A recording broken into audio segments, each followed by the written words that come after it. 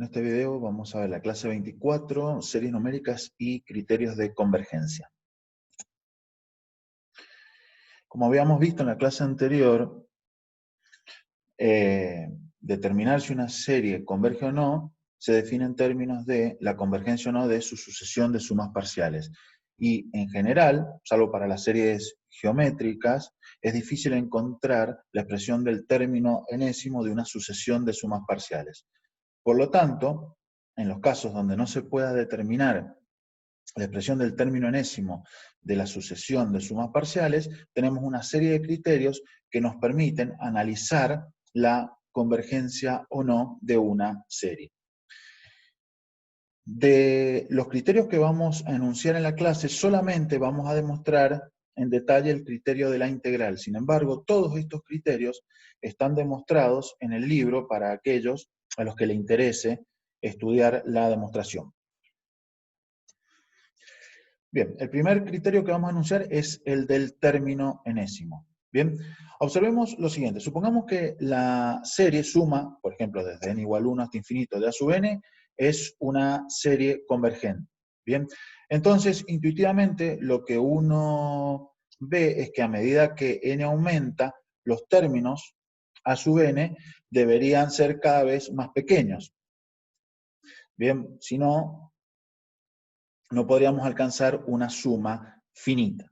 Bien, se puede demostrar el siguiente teorema que dice que si la suma desde n igual 1 hasta infinito de a sub n converge, entonces el límite para n tendiendo a infinito de a sub n necesariamente debe ser 0. Bien, este teorema lo vamos a utilizar para establecer el criterio del término enésimo a partir de su contrarrecíproco. Bien, el criterio del término enésimo lo que nos asegura es lo siguiente, que si el límite para n tendiendo a infinito de a sub n no es 0, o bien no existe, entonces necesariamente la serie suma desde n igual 1 hasta infinito de a sub n diverge. Veamos algunos ejemplos. Supongamos que tenemos la serie suma desde n igual 1 hasta infinito de n cuadrado. En este caso, identificamos a sub n con n cuadrado. ¿Bien? Por lo tanto, si tomamos el límite para n tendiendo a infinito de a sub n, vemos que esto es igual al límite para n tendiendo a infinito de n cuadrado, y a medida que n tiende a infinito, n cuadrado tiende a infinito. Por lo tanto, este límite claramente va a ser distinto de 0. Por lo tanto, la serie suma desde n igual 1 hasta infinito de n cuadrado necesariamente diverge. Analicemos este otro caso. Tomemos la suma desde n igual 1 hasta infinito de n más 1 sobre n. En este caso identificamos a sub n con n más 1 sobre n. Y al tomar límite para n tendiendo a infinito de a sub n, vemos que esto es igual al límite para n tendiendo a infinito de n más 1 sobre n. Este límite es igual a 1, y por lo tanto, al ser distinto de 0, el criterio del término enésimo nos asegura que la serie necesariamente diverge. Veamos ahora este último ejemplo. Tomemos la serie suma desde n igual 1 hasta infinito de 1 sobre n. Esto es lo que vamos a llamar la serie armónica. En este caso, a sub n es 1 sobre n. Por lo tanto, cuando consideramos el límite para n tendiendo a infinito de a sub n, esto va a ser igual al límite para n tendiendo a infinito de 1 sobre n. Y este límite es 0. Por lo tanto, el criterio del término enésimo no nos asegura nada respecto de la convergencia o divergencia de esta serie. Muy bien. Vamos a presentar ahora el criterio de la integral. Supongamos que a sub n es una sucesión de términos positivos. Supongamos que a sub n lo puedo ver como f en n, donde f es una función que está definida del intervalo 1 cerrado infinito en los reales, y que además en dicho intervalo la función es positiva, decreciente y continua. Entonces, si la integral entre 1 e infinito de f de x diferencial x converge, la serie también converge. Por otro lado, si la integral entre 1 e infinito de f de x diverge, entonces la serie también diverge. Por lo tanto, la convergencia o divergencia de la integral asegura la convergencia o divergencia de la serie. Veamos entonces en un ejemplo cómo aplicar este criterio. Supongamos que consideramos las siguientes series. Suma desde n igual 1 hasta infinito de 1 sobre n a la p. Con p estrictamente positivo. Estas series las vamos a llamar series p. Bien, entonces, en este caso, nuestro a sub n es 1 sobre n a la p. Bien, por lo tanto, a la sub n lo podemos ver como f evaluado en n, donde f de x es igual a 1 sobre x a la p. Observen que claramente, si yo reemplazo x por n, obtengo 1 sobre n a la p, que es el término enésimo de la serie. Bien, como estamos analizando la función en el intervalo 1 infinito, claramente f es positiva, porque x es siempre positivo, y además es continua, porque x nunca se anula. Además, la derivada de f va a ser igual a menos 1 sobre x cuadrado, que es negativa para todo x en el intervalo abierto 1 infinito, con lo cual podemos asegurar que f también es decreciente en el intervalo 1 infinito.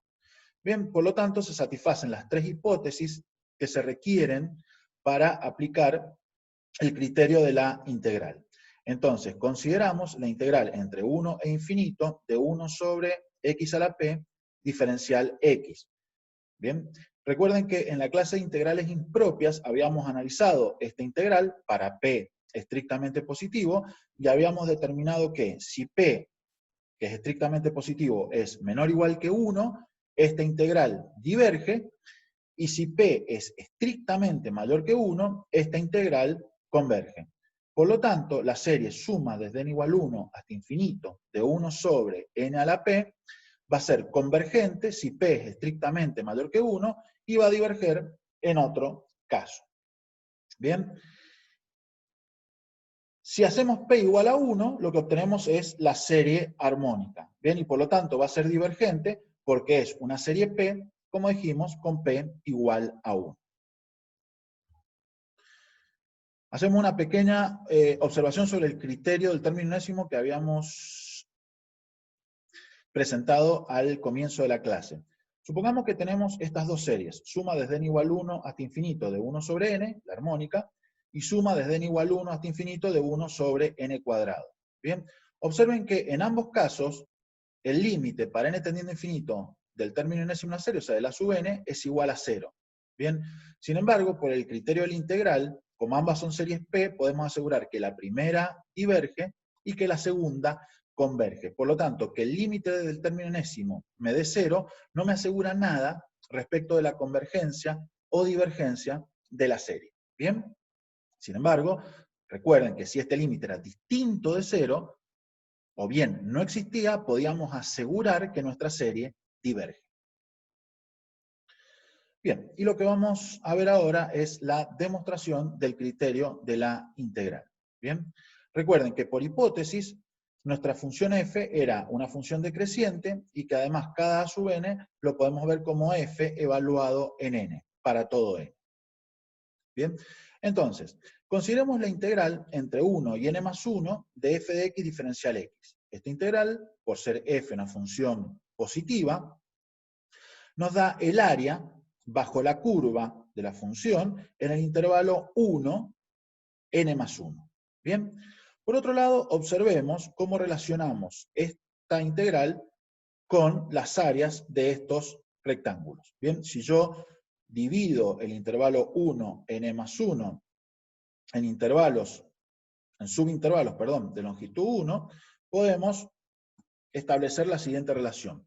Observen que cada uno de estos rectángulos tiene por área f en 1, que es la altura, por la longitud de la base, que es 1. Por lo tanto, el primer rectángulo tiene por área f en 1, que es a sub 1, por la longitud de la base, que es 1. ¿Bien?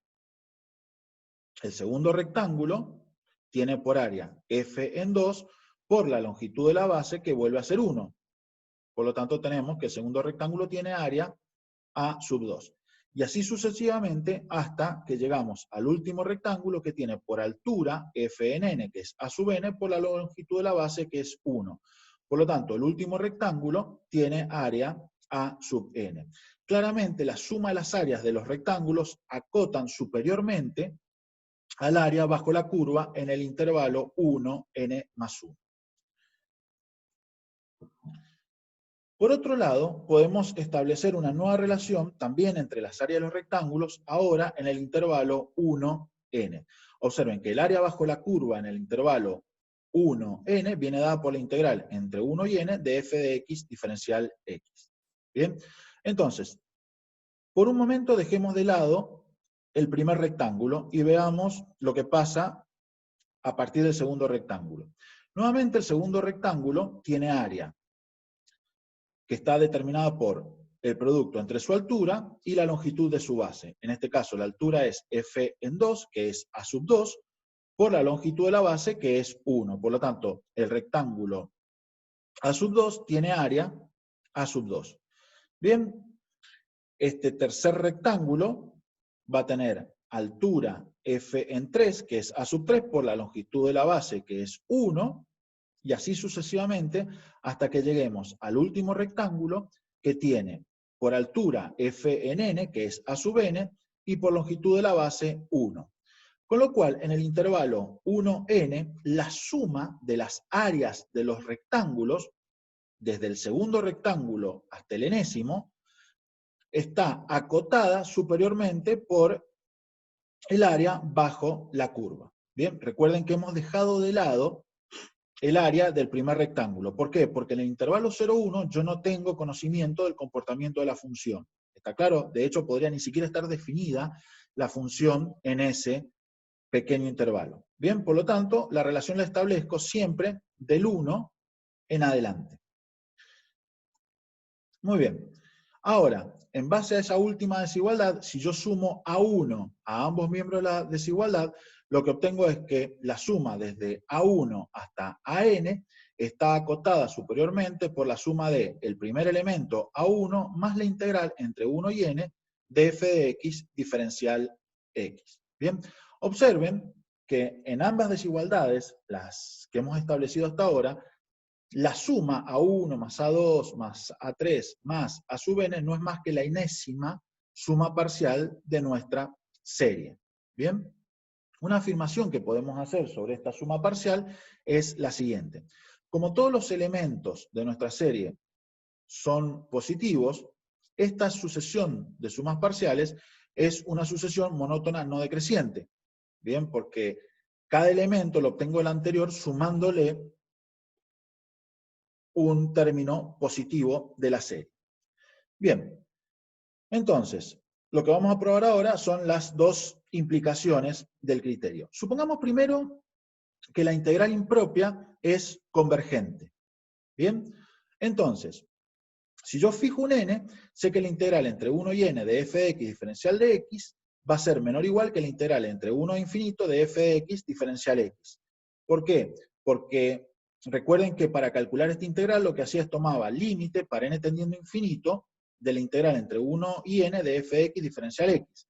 Bien, y al ser f de x una función positiva, al hacer crecer n, la longitud de mi intervalo es cada vez mayor, por lo tanto el área bajo la curva aumenta.